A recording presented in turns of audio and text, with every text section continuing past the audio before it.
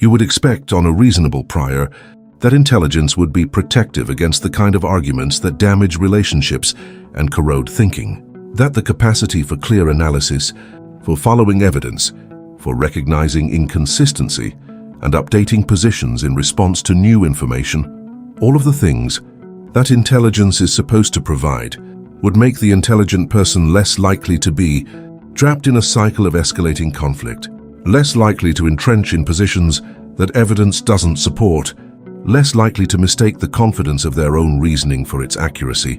The research suggests the opposite is true. Intelligence, applied to the defense of a position you have already decided is correct, is a liability rather than an asset, and understanding why this is the case is more important than most of the intelligence advice currently circulating. The finding is not new. It has been documented consistently across multiple research traditions, under different names and with different methodological approaches, for several decades. The specific mechanism differs slightly across frameworks, but the general shape of the finding is stable. Cognitive capacity amplifies bias rather than reducing it when the bias is being used to process information that threatens a strongly held belief. The smarter you are, the better you are at constructing rationalizations for why you don't need to update. The more verbal fluency you have, the more quickly and convincingly you can generate post-hoc justifications for the position you were already in. The more knowledge you have in a domain, the more material you have available for cherry-picking the evidence that supports your conclusion and dismissing the evidence that threatens it. Intelligence is a tool. The question is what it is being used for, and when the task at hand is the defense of a belief rather than the honest evaluation of evidence. Intelligence is very good at that task. Daniel Kahneman's framework provides the mechanistic explanation. The distinction between System 1 and System 2 processing is fundamental here, but not in the way it is usually invoked. The common assumption is that intelligence is associated with stronger System 2 processing, more deliberate, analytical and accurate reasoning that corrects the fast, error-prone intuitions of System 1, and in some contexts this is true. Abstract reasoning tasks, mathematical problems, logical inference under controlled conditions. These benefit from the kind of sustained analytical engagement that intelligent, deliberate thinkers are better at. But the situation changes when the analytical task involves evaluating evidence about a belief that is embedded in identity, values, or social affiliation. In those contexts, Kahneman's research documented a pattern he called what the hell reasoning, or more technically, motivated cognition. System 2 is deployed not to evaluate the belief honestly, but to generate arguments in its defense. And the resources of System 2, the analytical power, the verbal fluency, the breadth of available knowledge, are fully committed to this defensive task rather than to genuine inquiry. The intelligent person in this state is not reasoning badly. They are reasoning very well at the wrong task. They are producing sophisticated arguments, finding genuine counterexamples to threatening evidence, identifying real methodological limitations in studies whose conclusions they dislike, and generating highly plausible-sounding reasons for why the contrary evidence doesn't mean what it appears to mean. All of this is cognitively legitimate. It is also entirely in service of not updating. And because the output is sophisticated rather than transparently motivated, both the person themselves and their audience may not readily distinguish it from genuine analysis.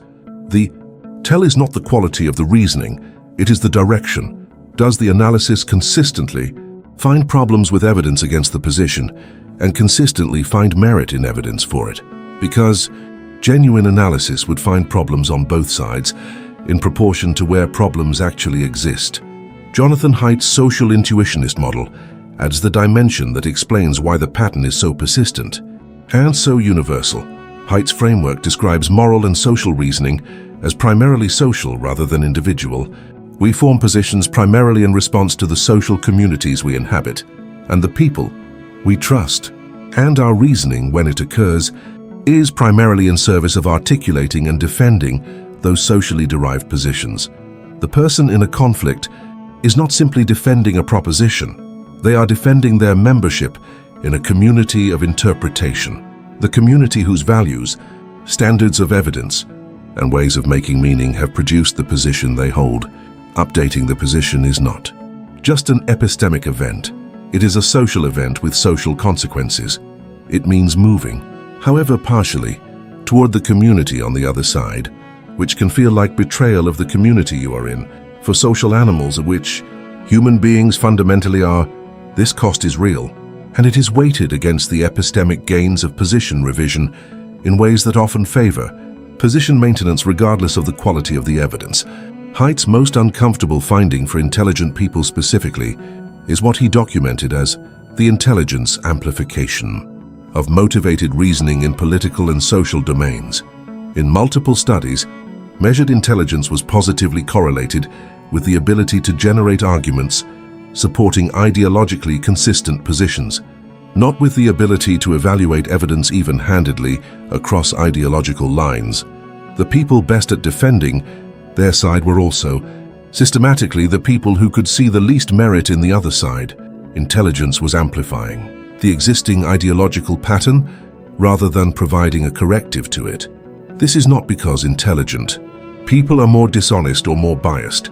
It is because they have more cognitive tools available for the task that motivated reasoning is performing. And motivated reasoning uses every available tool. Adam Grant's research on the conditions under which genuine intellectual updating occurs provides the practical framework that these rather bleak findings imply is needed. Grant's work identifies a distinction between the preacher mode, defending what you believe, the prosecutor mode, attacking what you don't believe, the politician mode, seeking approval for what you believe, and what he calls the scientist mode, treating your beliefs as hypotheses to be tested rather than conclusions to be defended.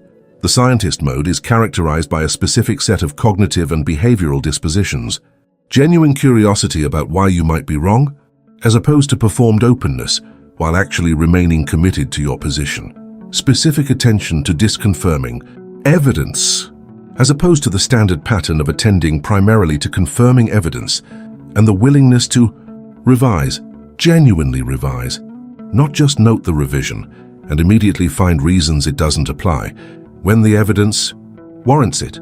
Grant's empirical finding is that the scientist mode is trainable. It can be developed through specific practices, but that it requires a specific motivational condition that is not always available. The person must value being right over being seen as right. This distinction is more difficult than it sounds. Being seen as right has significant social rewards, status, validation, the maintenance of the community relationships that depend on shared positions.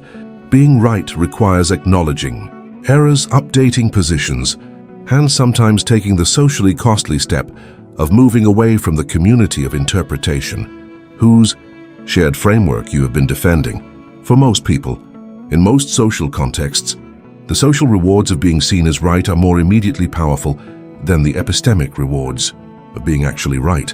And intelligence, which can generate the appearance of being right very effectively, often makes the social reward even more accessible, which perversely increases the incentive to deploy it in that direction. The practical intervention Grant's research points toward is less about developing better critical thinking skills and more about changing the motivational relationship to being wrong, the intellectual practice of actively looking for ways you might be mistaken, not as a performance of open-mindedness but as a genuine, exploratory effort, produces a different relationship to one's own reasoning than the standard practice of looking for evidence of one's correctness. The specific technique Grant calls consider the opposite in deliberately, generating the best possible argument for the position you are most committed to rejecting, is effective precisely because it requires the deployment of the cognitive resources that would ordinarily go to defending your position in the direction of genuinely understanding the other position. It does not produce conversion, but it produces an understanding of the other position that is accurate enough to actually engage with rather than dismiss. Kahneman's most practically useful observation for the intelligent person who wants to protect their reasoning from the motivated cognition pattern is about process rather than content. He suggests flagging the effective response as the signal when the argument from the other side produces strong emotional resistance. That emotional resistance is useful data about where to slow down rather than where to speed up. The appropriate response to strong emotion in an argument is to ask, is this emotion tracking the actual quality of the argument, or is it tracking the threat the argument poses to a position I have already committed to? This question does not answer itself, but asking it introduces the space between the emotional response and the behavioral response that is necessary for genuine System 2 engagement, rather than the System 2 engagement that is already in service of System 1's defensive project. The argument you are most confident about deserves the most scrutiny, not because confidence is evidence of error, but because confidence is evidence of commitment, and commitment is the condition under which motivated cognition is most active and most difficult to detect. The intelligence that is most valuable in that situation is not the intelligence being deployed in the argument itself. It is the intelligence being applied to the question of what your argument is actually doing and whether the purpose it is serving is the one you would endorse if you could see it clearly. There is a final dimension worth naming, because it is one of the more uncomfortable implications of the research, and one that is rarely addressed directly. The pattern described here, the deployment of intelligence in service of motivated cognition, is not symmetrically distributed across positions. It is most active when the position being defended is most deeply embedded in identity and social affiliation, which means it is most active in the domains that matter most: political and moral positions, positions about one's own work and relationships and choices, positions about what constitutes a good life and a good person. And in those domains, the people most confident in the accuracy of their reasoning, the people most certain that they are engaging honestly with evidence, while their opponents are merely rationalizing by the logic of the research, among the most likely to be doing exactly what they are confident they are not doing. Haidt's empirical work found that people across the political spectrum believed their own side was reasoning from evidence while the other side was reasoning from emotion and tribal loyalty. Both sides held this belief with equal confidence. The evidence for it was, across the board, weak. This finding does not imply that all positions are equally well supported, or that evidence doesn't matter, or that there is no such thing as better and worse reasoning. It implies that the felt sense of reasoning, honestly, from evidence in good faith, is not a reliable indicator of whether that is actually what is happening, and that the intelligent person is, in this specific sense, not better protected than the less intelligent person against the pattern. They are, if anything, better equipped to construct the feeling of honest reasoning while engaged in its opposite, and to produce output that is sufficiently sophisticated to be convincing to observers as well as to themselves. The next thread worth following is how emotional intelligence and cognitive intelligence interact in the context of difficult conversations. Specifically, what the research reveals about why high cognitive intelligence without emotional intelligence often produces worse relational outcomes than moderate cognitive intelligence with high emotional intelligence. That is the next layer. For now, is there a position you hold with very high confidence where you can honestly say you have given serious attention to the best arguments against it? If yes, what were those arguments? If no, that is where to start. Leave a thought in the comments, and if this channel is where you build the kind of thinking that actually protects you from your own biases, the subscribe button is for that work. Share it with someone who is very smart and very certain about very many things.